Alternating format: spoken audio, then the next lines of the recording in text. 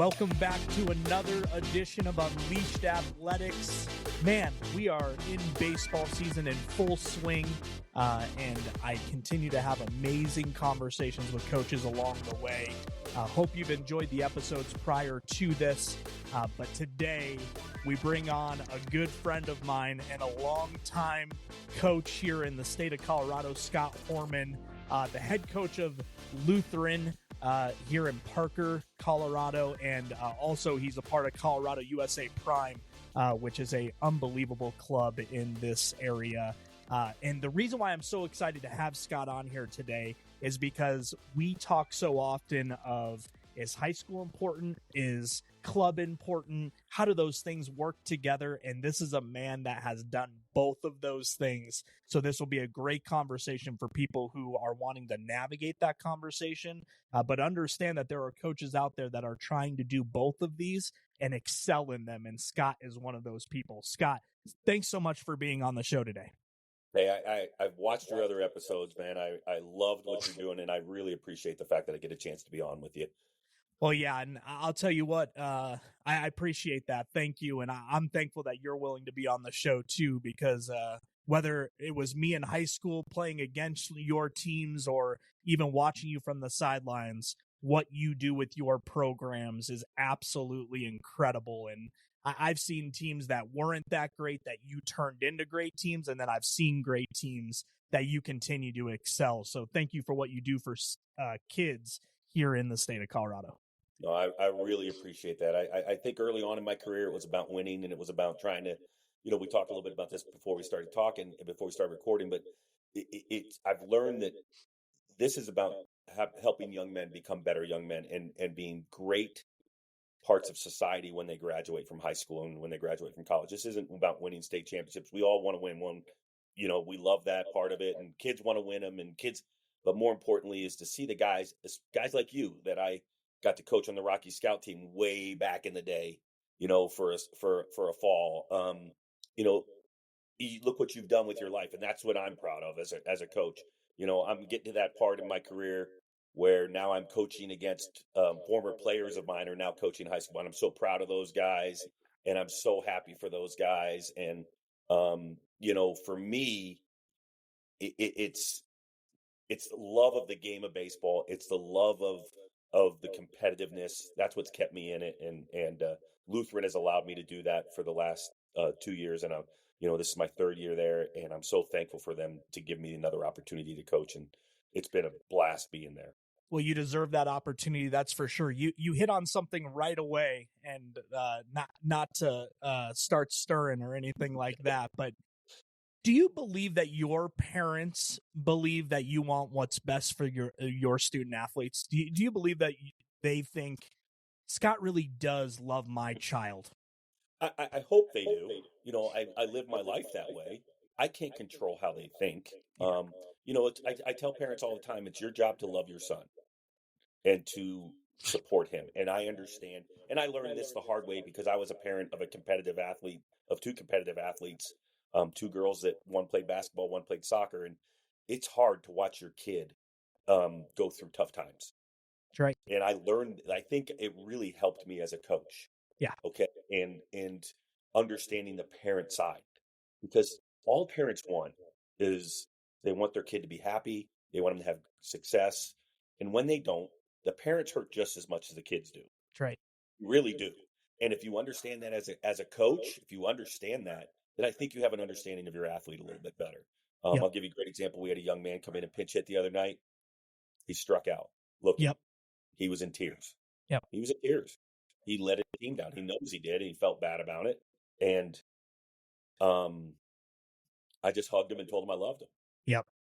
I did, and I do. And that kid's come through for me many times in pinch hitting situations. Yep. So I want what's best for the kids, and it's not. Baseball's hard. It's not always going to happen, right? Like it's not. Well, yeah, baseball's a game of failure. 3 out of 10 makes you a Hall of Famer. But I hope the parents know that I love their kids. Yeah. And the reason why I brought it up was I'm not sure that parents always evaluate that. For me, I think what is very, very important is making sure that these parents understand that you're not just there to win and lose games. You're there to try to see young men become adults, to become married, become fathers, become the next coach, like you mentioned. Parents need to hear that because you guys are human too. And you guys feel those emotions and you want to hug them when they're crying and you want to do those things. You want to be not a second father, but you surely want to be a mentor in their life where you know you're making an impactful difference in the person that they're going to become. I want them to understand that I've gone through what they've gone through. I've thrown interceptions in big games. I have struck out many times. I have given up home runs. I have made errors defensively.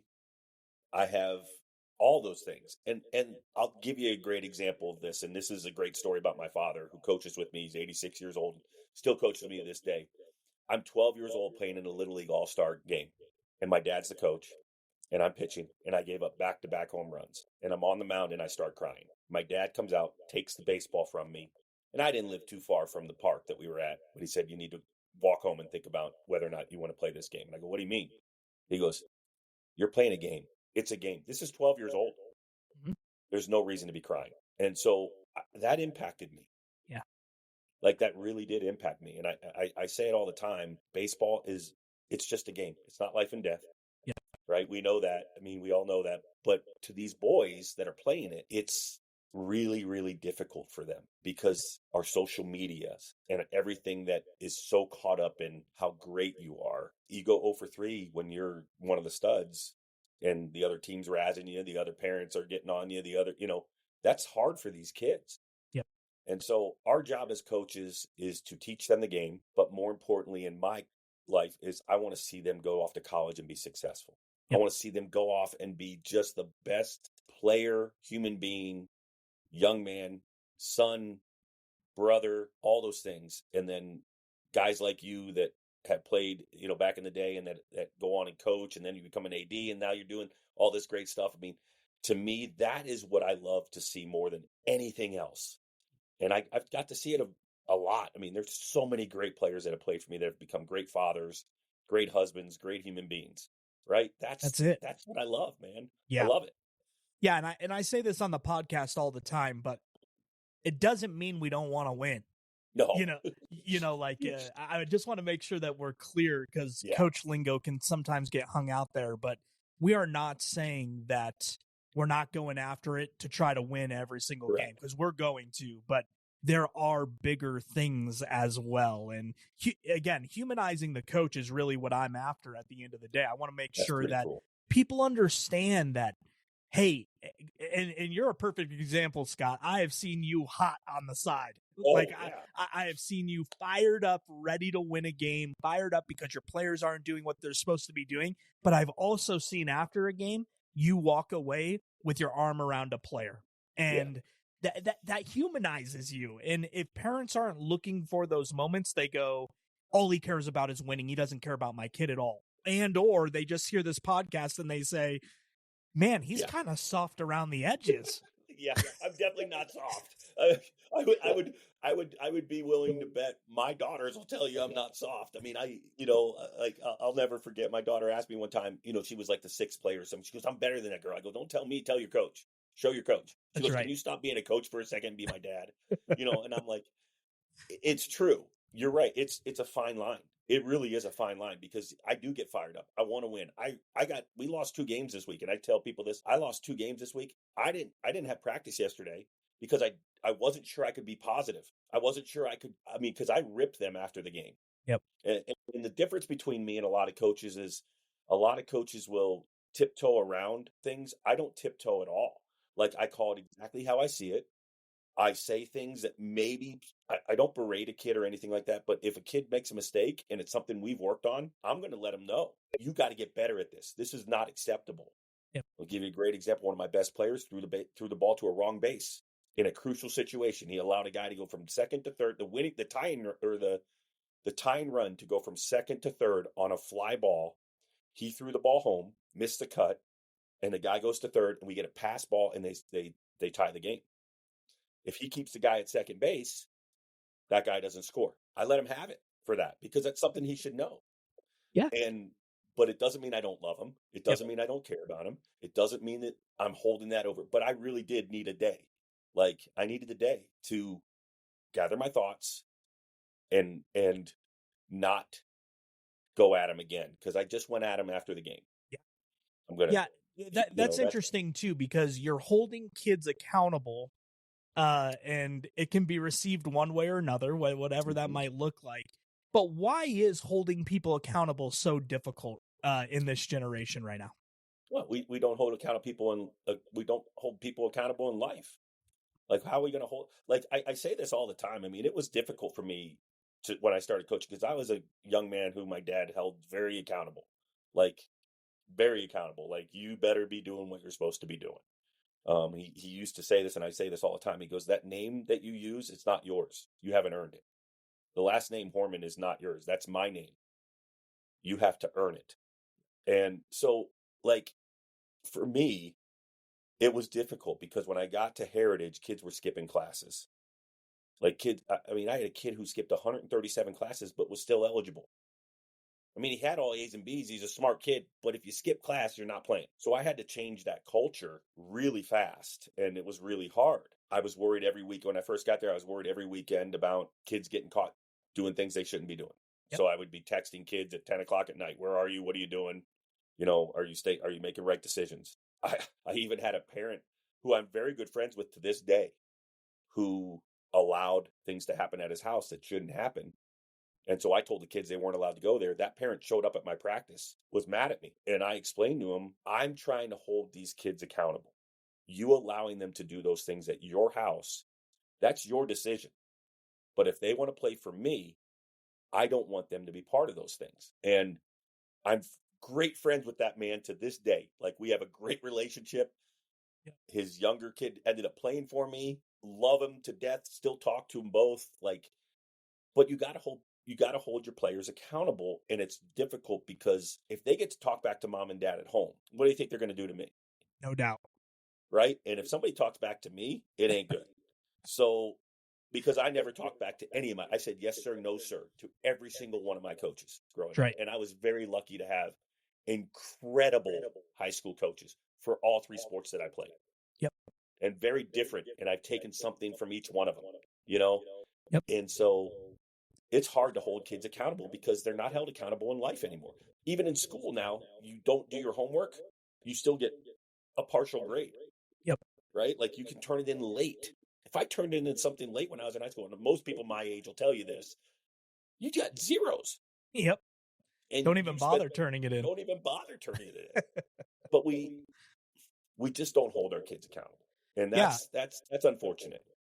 Well, and I think that segues this a little bit, but as we talk about kids not being held accountable, that becomes really difficult for a coach, because now when you want to pull somebody out of a game, they don't understand why they're being pulled, because the accountability piece that you're trying to instill in them isn't being taught anywhere else in their life. And so it becomes an eye roll to them of, coach hates me, coach doesn't want me to go the distance, he doesn't want me to be successful, rather than seeing the fact that, hey, if you're not going to do your job today, if you're not going to be prepared for what we are preparing for, then you're not ready to go today, and I'm going to try somebody else that is willing to be prepared. But I feel like there's this tension inside of there, because they're playing so many games that they don't understand how important every game needs to be in their mind.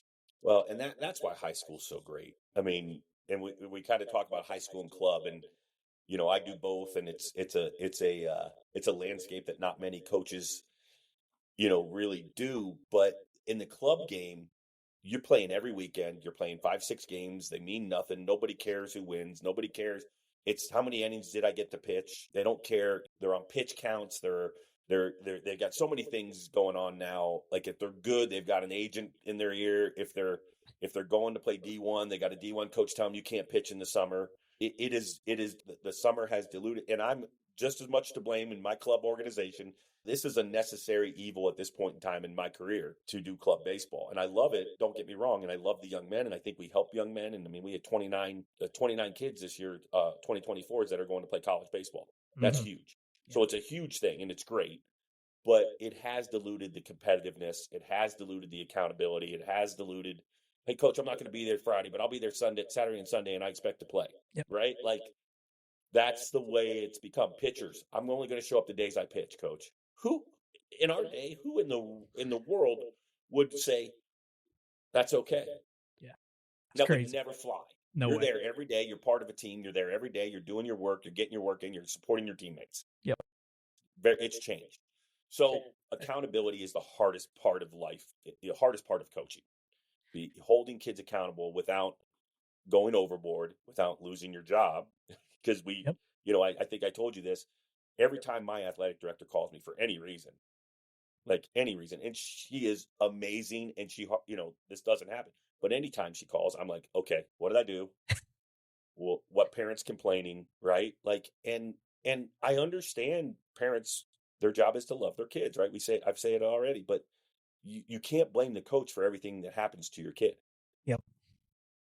Yep, that's it. Yeah, you're nailing it. I mean, I feel like I don't need to say anything. I can just sit off to the side and let you keep talking, but I'll try to keep navigating this. It's just hard. It's just hard. It is. Because again, our job is to teach them to be young men. Yep. How are we supposed to teach them to be young men if there's no accountability for their actions? Let's get back to the club landscape a little bit. If I were to ask you, how would you tell a kid to navigate through club sports? They don't know what team to choose. They don't know what's best for them. Where do they start to be successful? First of all, we have some great clubs in the state of Colorado. Mm-hmm. And I mean really, really great clubs. And they all kind of do different things. Like, they really do. I tell my players this: I don't care where you play in the summer. Couldn't care less. I have some that play for me. I have a ton that play for game day over there in Parker, because it's close and it's very easy for them. And I love the guys at game day. I get along great with them. They're great people, and most of our players get better by playing. I tell them, I want you to play baseball. I want you to get better. You don't have to travel if you don't want to. Some people love the travel stuff every weekend. Some people don't. Whatever fits your family, your budget, your ability, your desire, that's what you do. Yeah. Club is difficult to navigate because you have club coaches, and I just saw a post. It's so funny. I just saw a post on Facebook of a coach who obviously has his own team, and was ranting about clubs having tryouts for 2025 right now, which I think is a joke. Like, are you kidding me? Like, I'm trying to figure out the rest of this summer. I got for this 2024 summer, and they're already having tryouts for 2025. I agree with that guy. That's crazy, right? Yeah. The players, for me, know they can play anywhere they want. Playing for USA Prime is not going to get you anything with Lutheran. And it's true. I cut 3 players this year that were part of our club organization. They weren't good enough to make one of my teams, even though they played in my club, right? It's very difficult. The landscape is hard. And to be honest, as a high school coach and a club coach, it's hard. I don't wear any USA Prime stuff right now. Like, I'm wearing all Lutheran all the time because that's the season I'm in, and that's the season. Starting in June, I'll start putting my Prime stuff on, and I'll get out and I'll start working on Prime stuff. I mean, that's kind of how it is. Scott, how important is it that you find a team where you're actually playing every single day versus being on the top tier team? It's so funny you said that. I was doing a recruiting talk last night, and coaches don't care what team you play on. Coaches don't care. If you're good enough, they're going to find you. If you're good enough, they're going to see you. If you're good enough, it doesn't matter what team you're on. Gosh, it's hard because I coach a national team with Prime. Mm-hmm. Like, I love those kids. I mean, they're kids from all over the country, but and I try to get Colorado kids on that team to get them seen. That's important to me. I think I have 4 Colorado kids on that team this year, which is awesome. Yep. But no one cares. College coach doesn't care what team you play on. I told parents last night at this recruiting visit, you always, people are like, well, you got to be on a team that goes deep in the tournament. I go, that's not correct at all. I go, Sundays, where do you think those college coaches are Sundays? They're home with their wives. They come Thursday and Friday. Some stay Saturday. And then Sunday, they're gone. There's only 4 teams left. Why are they there watching? They don't want to be there watching 4 teams. They want to find all the 26 teams that are in it. Yep. And try to find somebody. So I say the first 2 days are more important than the last 2 of tournaments. I think it's important to find a place where you're going to play.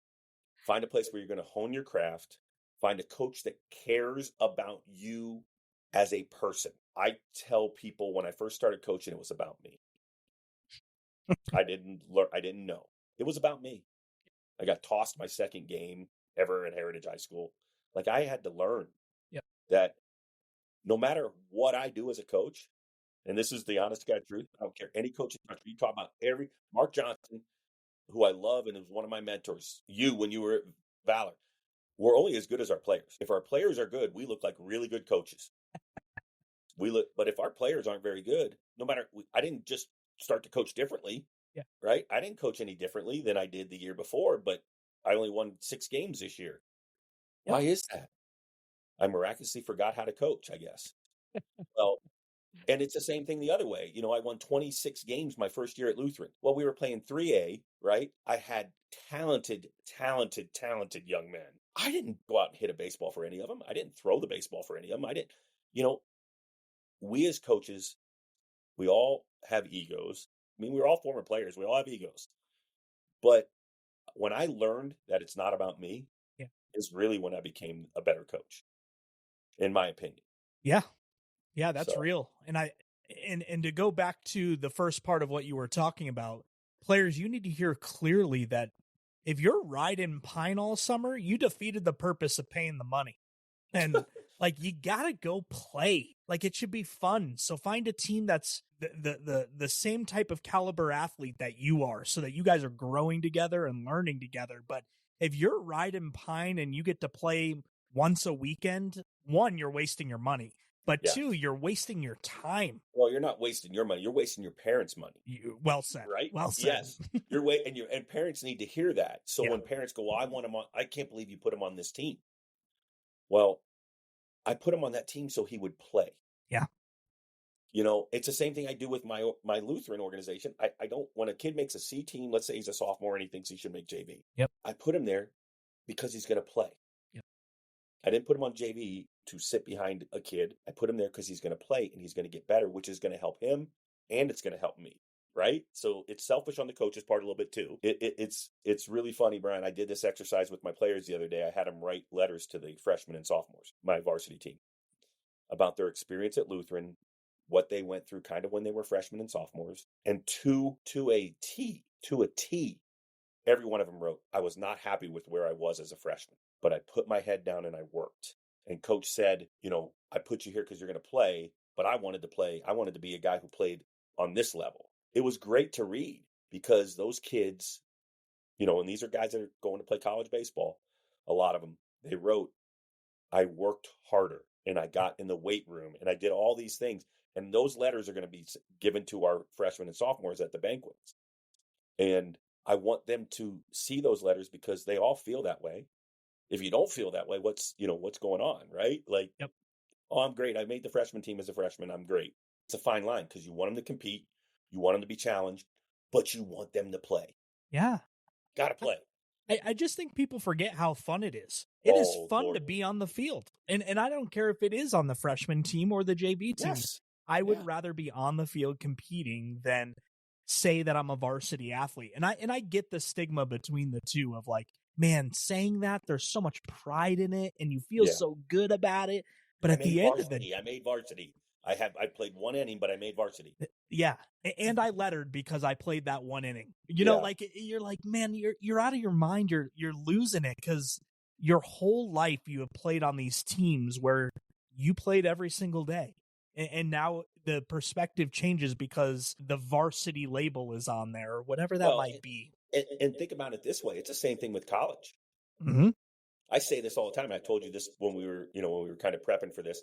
I played in 8 games in 4 years, but I was a Division I quarterback, man. Oh, God, that's the greatest thing ever. Looking back on it, it was the dumbest decision I made. Now, I didn't quit. I kept saying, I'm gonna prove this coach wrong. I'm gonna prove this coach wrong, which was great. I stuck it out. Yep. But I should have gone to a smaller school. Yeah. And I would have played, and I would have had a much better career. I get it. You want the prestige of playing Division One, but in reality, don't you really want to be the all-star? Well, and don't you really want to play? You know, I mean, you don't even. I told the kids last night at this recruiting thing. They said, "Listen," I said, "You don't have to be the best. Yep. You got to strive to be the best, Of course. but you don't have to be the best." I have a young man that got 5 at-bats his senior year, played college baseball, Yep. walked on at an NAI school, played. Now he is a sports agent for baseball players. Yep. Right? Yeah. Like, that's the story. Because he loves the game so much. Yep. That he wasn't going to let me keep him from playing it, which I gave him a great recommendation to that coach because he was a great teammate. He was a great young man. He had great grades. Yep. There's a place for everybody. Yep.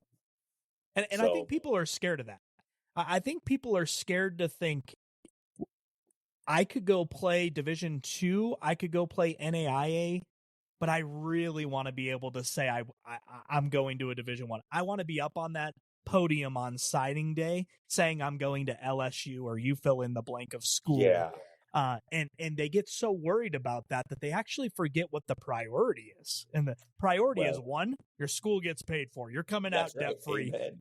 2, that you get to go play and you're going to be a contributor to that program and help their legacy continue on. Well, and again, like they get hit in the face with it really quick. Like I'll never forget showing up at my Division I school. I went to Eastern Michigan University, small D1 in the MAC. I was told I was the only quarterback being recruited, number one. I show up there, and there's 2 other quarterbacks, and both of those guys are all-state quarterbacks from their states. Yep. One's 6'4", 215 pounds. The other one can flat out fly. And here I am soaking wet 165, 6'1", 165, and I look like a bobblehead with a helmet on. So like it was a crazy rude awakening. Every kid that I help place in college, or every kid that goes and plays college baseball that I know, they all say the same thing. Man, it's hard. Mm-hmm. It's a business, right? It's hard. Is this hard?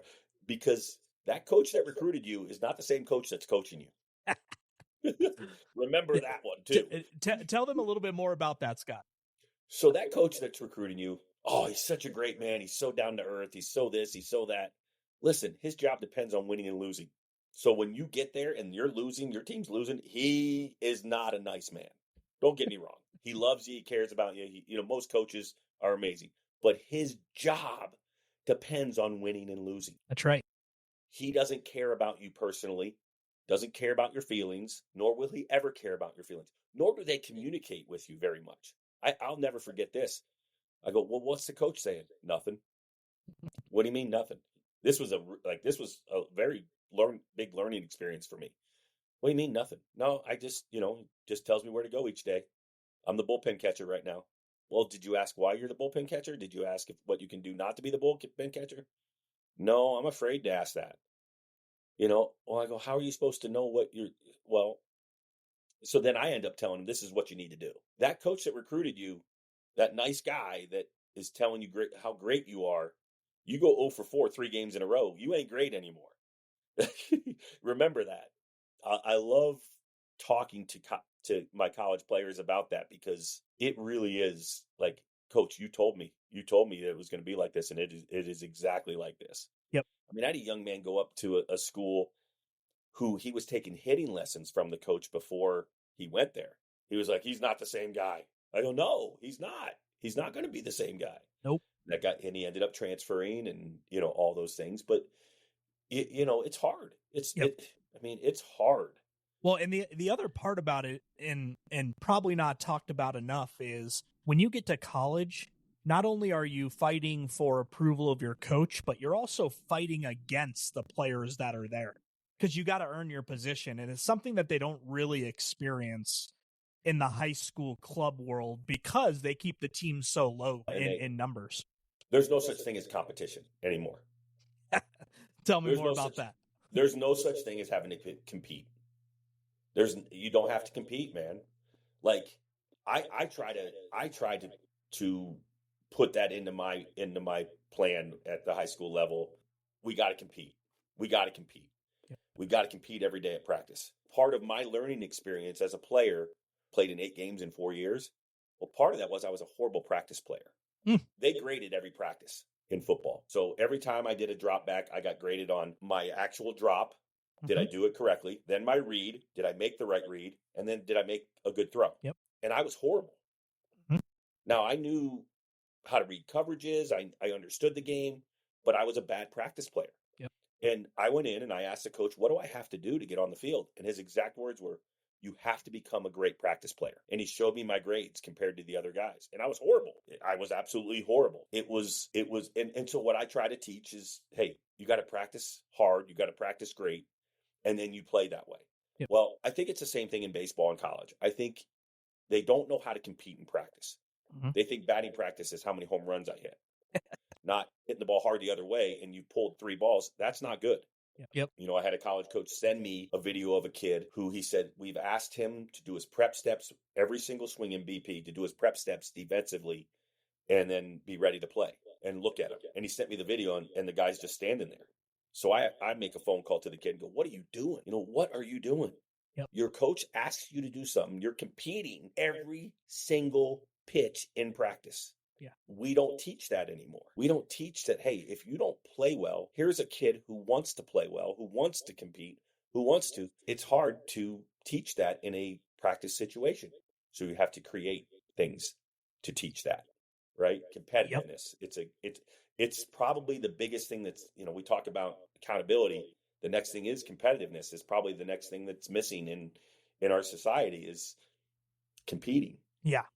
Yeah, and I would say with that is that they don't know how to compete without people being around them. You better be competitive against yourself, because that's really the standard that you're trying to set. As much as Scott, you and I could never compete against one another. We look different, we sound different, we do things differently. Like, we could get on a field and compete, but in my mind, I'm competing against myself all the time because I want to be the very best version of me, and not have to worry about what you're doing, because I'm going to practice better than you because I'm the best practice player in my own mind.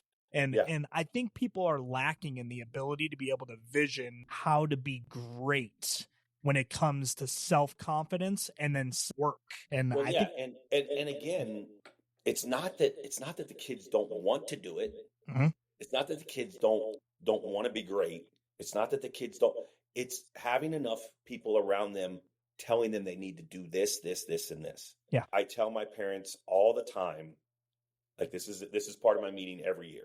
And I stole it from Jim Tracy. Jim Tracy, the old Rockies manager, who actually is from my hometown. Cool. He said when he got the Rockies job, this is a do good league, not a try hard league. And I tell my parents that every year. This is a do good, not try hard. So when your son strikes out 3 times and makes 2 errors in the field, please don't get in the car with him and say, oh, you tried really hard today. You played really hard today. Yes. That, it's okay. Because it's not. Yeah. Say, what are we going to do to get better? Do we need to take more ground balls? Do we need to go hit more? Do we need to do this? What do we need to do so that doesn't happen again? Yep. And I tell parents that, and it's hard. That's hard for them to swallow. Yep. Well, and you hope that the players are saying that in the car, not the parents. But I think we enable our kids. Yep. Tell me more. We enable our kids, and I've caught myself doing this. It's okay. It's not okay. Let me tell you something. The loss I had on Thursday this week. Yep. Probably one of the hardest losses I've taken in a long time, because I could have done better. That's right. I could have been a better coach. Yep. I could have made some better decisions. I could have stopped the bleeding earlier, but I made decisions that were hard decisions that didn't work out. And that happens sometimes as a coach. We've all been there, right? Oh yeah. But as I'm leaving the park, I had a parent, it's okay, coach. I didn't say anything, but I wanted to turn and say, no, it's not okay. Yep. This is not okay. It's not acceptable for us to not, the standards that we have as a team, as a group, players and coaches, we did not meet them today. And It's not okay. Yeah, the standard of excellence is critical. I think as parents, we just want to be there for our kids. Mm-hmm. We want them to tell them it's okay. Yep. And it's all right. And it's okay to tell them that it's not okay. Yeah. I think that's hard for parents to do. hey, it's not okay the way we played today. It's not okay the way you played today. It's not okay the way the team played today. It's not okay the way coach didn't coach great today. I'm accountable as anybody else. Of course. Like, I gotta be honest with you. I got into the kids after the game, but I got into myself too. I said, and I didn't do my job. Yep. And I said, and that stops right now. I think I love my parents at Lutheran. I love they're great people. They're tremendous people. And I hope to God that most of them I will stay in touch with way after their kids are not in the program, because that's one of my favorite things about coaching is the relationships. I hope our parents, and I hope parents of kids start to go, you know what? Hey, we got to get better. If you want this dream of playing college baseball, this isn't acceptable. And I don't know how that happens either. Trust me, I've been thinking about that one for a long time. Well, I'll tell you though, Scott, and again, you're on both sides of this, but when you don't know the importance of winning every single game, it's hard, and so for athletes, they're going, well, this is game 94 for me this year. And this just doesn't mean much to me. And, when you think about a high school coach, they've got 23 games to figure it out. And that's in the state of Colorado. I'm sure it's not a lot. All different. It's not a lot. Yeah. And league play matters, and winning your league matters, and doing all those things are really, really important. But if you have these two different opposing things, one is, well, we're going to go play the best. We're probably going to get crushed a little bit, but then we'll come back and we're going to play in an easier tournament. And we're going to run through that one. And you try to build a schedule that makes sense that way. But then you get to this high school season, and it's like, no. We got to win every one of these games. And if you don't, we're going to be a 3 seed. And for a 3 seed, we're going to play the very best team in the state of Colorado before we get to the state championship game. And you don't want to be there. You don't want to do that. Yeah. Trust me. It is a very fine line. And it is, I am on both sides of it. In the summer, you're just playing. And I think the summer, and I don't want to say this the wrong way, but I think the summer to me needs to be about you as a player. I know that sounds really bad, but you need to put yourself in a position to where you're going to get better. And I don't want to say games don't matter, because they do. We always want to win. Always. Of course. Nobody likes losing. Yep. But I want to say the priority has changed in the summer. And back in the day, you know this about me, when I was first coaching those chaos teams, I wanted to win the Connie Mack State Championship every year. We don't even have that league anymore. That's right. Like, there's not a Connie Mack State Championship anymore. Yep. So there's all championships it's a championship every weekend. Yep. And nobody cares who won the Mountain High 15U C prep, whatever it is. Nobody cares who won that. Yep. Right? So we're not playing. We used to play for trophies. We're not playing for trophies anymore. We're playing for ourselves. Yep. Which I understand to an extent. Of course. And it's why I love the high school season so much. Like, it's why I love it, and why, even though I got out of it for a couple years, I wanted to get back in, because I missed that playing for something. Yeah. And there's nothing like representing your school. There is nothing like representing your school. You can win a Connie Mack State Championship. You can win a WWBA, whatever. I mean, I've got a big ring from winning the WWBA World Series with our 14U team in the fall. That ring, it's a paperweight. It's a paperweight. But my state championship rings, oh man, those mean something. Yeah. And so I think you're right. I think it's hard because it's about development in the summer, about getting better. It's about being on a team that you can hone your craft and you can get better. So we have lost that competitiveness. Well, and I think that's the key to this conversation is get stinking competitive with yourself and find ways to compete every single day. And if that means that coach isn't going to be competitive during practice, find a way to be competitive anyway. Get nasty. And you and I talked about this prior too, but we have seen some really great players, and all of them had something in common.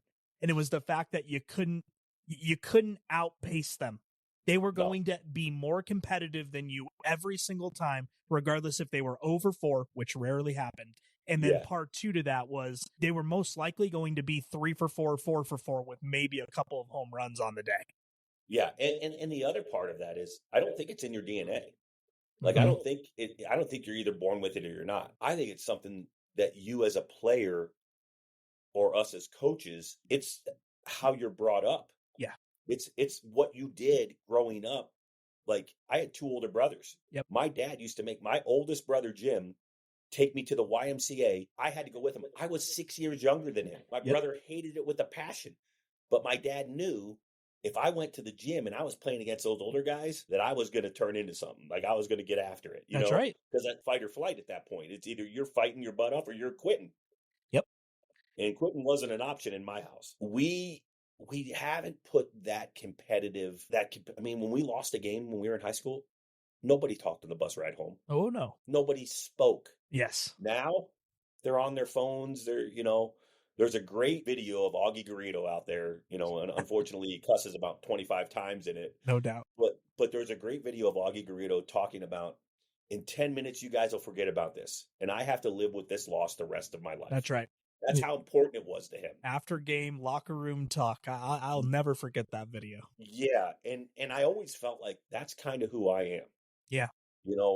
As a player, I was that way. My girlfriend knew if I lost a football game on a Friday night, I'd see her at church on Sunday morning. Don't call me. I'm not going out for pizza. I'm not nothing. Right? Like, that's who I was. Yeah. Yeah. And, good, bad, or indifferent. Did I put too much emphasis on it? Probably. Yep. Right? Probably. Yep. But I would rather be putting too much emphasis on it than not enough. Yeah, it's interesting. Yeah, going with that for just a second, I have found the place where players are competitive, and it's actually in video games. Oh my gosh. And I used to hate the idea of them playing video games because what a waste of time. I still do, just so you know. and I found a careful balance inside of it. I used to do a Bible study at my house, and we would do a Bible study, and they asked, could we bring our PlayStation over and could we play a game? And I'm like, yeah, sure, let's do it. So 3 of them brought them over. We had televisions all over the place, and they are as competitive as I've ever seen. And I'm going, okay, so it's there. Yeah. How do I transfer this, the ability to the desire to want to win in playing this video game over to the baseball field? And we had a huge long conversation about That's it. That's a great conversation to have. It turned into something great because they were laughing along the way of like, we do want to win. And it's like, well, do you want to win on the baseball field? Well, of course we do. How come I don't see this when you're playing video games? How come I don't experience this on the baseball field? And they're like, well, we don't know if we're allowed to act this way. And I'm like, I just want to see something. Some sort of life, right? No doubt. Yeah, you're right. That's a great point. I've never looked at it that way. I mean, I think video games, with us, competitiveness was going outside when we were kids. Yeah. Yep. Like, I go out at 8 a.m. I mean, and I know everybody says this, but it's true. My neighborhood was my competition. Yep. My neighborhood was my competition, man. It didn't matter what it was. We probably had a bike race a day. Yep. We probably played flag football or tag football in the backyard every single day of the summer. Yep. It was competitive. Yep. And in today's world, they don't do that. So maybe the video games are the competitive front. It's the one thing I've found where they all agree. Where it's like, if you tell me you're going to beat me in MLB The Show, let's go play right now.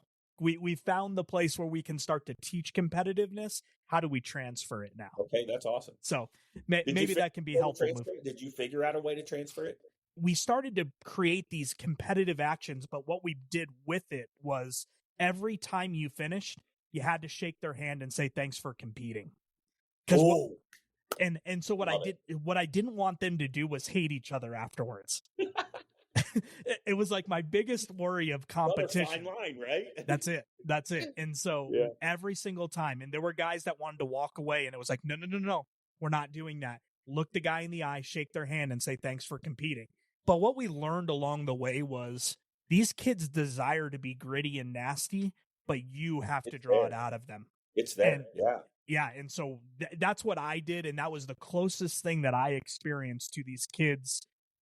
Not that they didn't want to win. I get that they all want to win. How do you draw it out of them? How do you get that side of like, I'm going to go home and I'm going to do it 100 more times? We started to see it when we started to get that nastiness out of them. I really like it. I'm not sure we could do that today in today's game, but I like it. And there's probably variations we can do. Oh yeah. of things like that. Yeah. I mean, the biggest thing, these kids want to win. Yep. These kids that play the game, we have about things we need to do. One thing I will say about the state of Colorado, Yeah. this state has tremendous baseball players. No question. This state has grown in the game of baseball so much. These young men today that play the game are so good Yep. and so talented and so much better than I ever was as a player. Period. And period. Like it's incredible how far this game of baseball has come in the state of Colorado. Yeah. Like I say this to our players all the time. I don't want you to think of us as a 4A team. Like I want you to think of us as competing with the Valors and the Mountain Vistas and the Regis teams and Chaparral, and like I want you to know that I believe you can compete with those teams and you can play with those teams. It's why I play the toughest schedule I can play. Yep. Don't care about wins and losses. I do, but I don't. Yep. I want to have them compete at the highest level they can compete at. They do. Yep. They compete. Yep. Do they win all the time? No, that's not the point. Yep. Like I said, the college coaches aren't asking what was your record of your high school team. They're not asking that. Yes. They're asking these coaches, does he compete? Can he handle adversity? How are his parents? How is he? What kind of grades does he get? Those are the things they never once ask. Well, what's your record? Is he on a good team? Never once. Yep.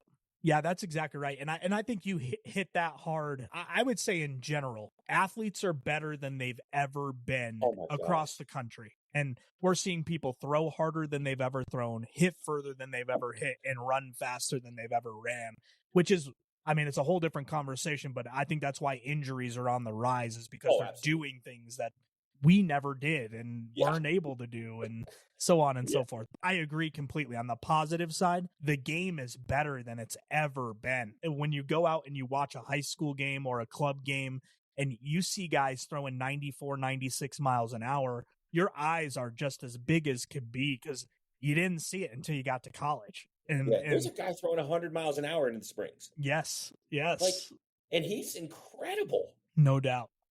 No doubt. Like I am in awe of our athletes. Yes. Okay. And that's a tip of the cap to the athlete, but to the parents as well. Of course. And parents have spent more money than they've ever spent on kids getting in the weight room, getting with trainers, getting hitting lessons, getting pitching lessons. Money is, my company is recession proof. My business. That's right. And somebody said, how? Why? And I said, because no matter how much money we don't have, we will pay for our kids to do what they love. Yep. It's not a knock. I'm not trying to be anything. I'm just saying it's how much we love our kids. Yeah. Right? We love our kids and we want them to succeed. And we're going to do everything in our power as parents to give them the tools to help them succeed. That's right. The whole point of this podcast is, one of the tools is a little bit of letting them fail, right? Letting them learn on their own, letting coaches coach. That's a hard one. Yep. That's a hard one in this day and age, right? Yep. Parents, you're allowed to second guess coaches. That's what's great about this game. Yeah. Oh, it's the greatest thing about this game. I know for a fact, because you know how parents are. I got a phone call the other day right after the game when I made some decisions that I made a month from now. I didn't make the decisions based on that game. I made the decision, what am I going to do a month from now when we're in the playoffs? Who am I going to use in this situation? Right? I made the decision that way. But I had parents up in the stands going, I wouldn't have pinch hit that kid. I wouldn't have put that kid in on the mound. I'm going to call Scott. I'm going to call me. I'll tell you, Yep. It's great. That's what baseball, it's one of the greatest things. I sit there and watch a Rockies game. I second guess all the time, right? That's what we do. Yeah. Yeah, it's what makes sports so fun, is everybody has their own version of how things would be done. And at the end of the day, you start to appreciate what coaches or managers, the decisions that they have to make, because it's not easy in those moments. And you are thinking differently in those moments. And I'm thinking about, and I'll give you a great example. Darren Schultes. I don't know if you remember Darren Schultes, who's now the softball coach at Heritage High School. Yep. Really doing a tremendous job. If there's a guy that I'm so proud of him, he's a great husband. He's a great father.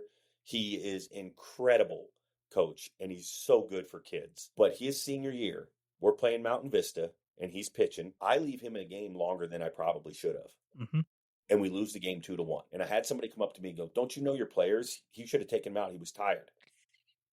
And I'm like, okay, this is me back in the day, and I just let it go. I mean, I was pretty fired up anyway, but I let it go. Later on that year, Darren Schultes comes in against Fort Collins in a Sweet 16 game with the bases loaded, nobody out, goes 3-0 on a hitter, ends up striking him out. We win the game to go to the Elite Eight. I correlated the two. Him going through what he went through early in the year helped him win that game in the playoffs. That's right. That's what we do as coaches. We think that far ahead. When parents are questioning us, and we just got to let it go and be like, they don't understand what we're trying to do.